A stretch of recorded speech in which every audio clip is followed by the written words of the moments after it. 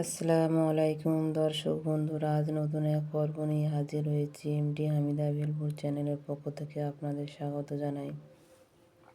আপনারা ফুল ভিডিওটি দেখবেন, স্কিপ করবেন। আশা করছি আপনাদের অনেক ভালো লাগবে।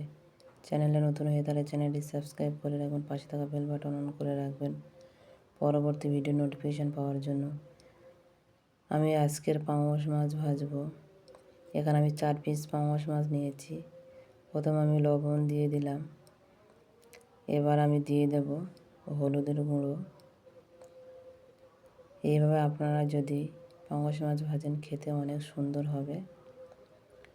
এবার আমি দিয়ে দেব গুঁড়ো লঙ্কা।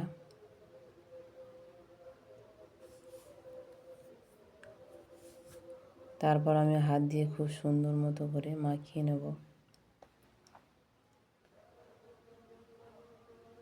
আপনারা যদি পাঙাশ মাছ ভেজে খান, এইভাবে একবার হলেও ভেজে খেয়ে দেখবেন। আমি হাত দিয়ে এইভাবে খুব সুন্দর মতো করে ঝাল হলুদগুলো মাছের গায়ে মাখিয়ে নেব।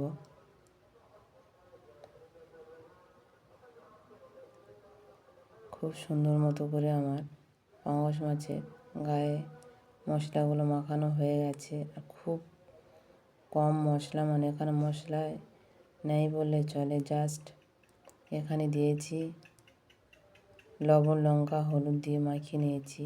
এবার আমি উনুনে কড়া বসিয়ে দিয়েছি, দিয়ে আমি তেল দিয়ে দিয়েছি।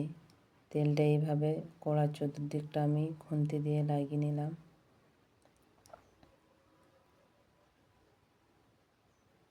তেল গরম হয়ে গেছে। এবার আমি একটা একটা করে মাছের পিস আমি দিয়ে দেব।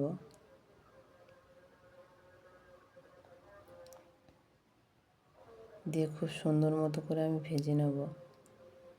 আর আপনারা কারা এই পাঙাশ মাছ ভাজা খেতে ভালোবাসেন আমাকে কমেন্টে জানাবেন। আমার ভিডিওগুলি ভালো লেগে থাকলে আপনারা আমার চ্যানেলে চোখ রাখবেন নিত্য নতুন ভিডিও দেখার জন্য। এবার আমি মাছগুলো দিয়ে দিয়েছি।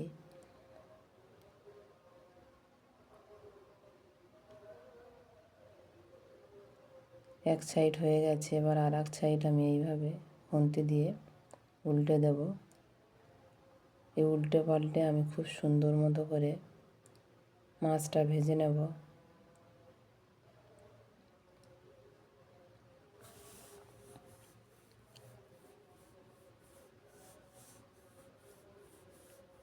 এভাবে একবার হলে আপনারা ভেজে দেখবেন।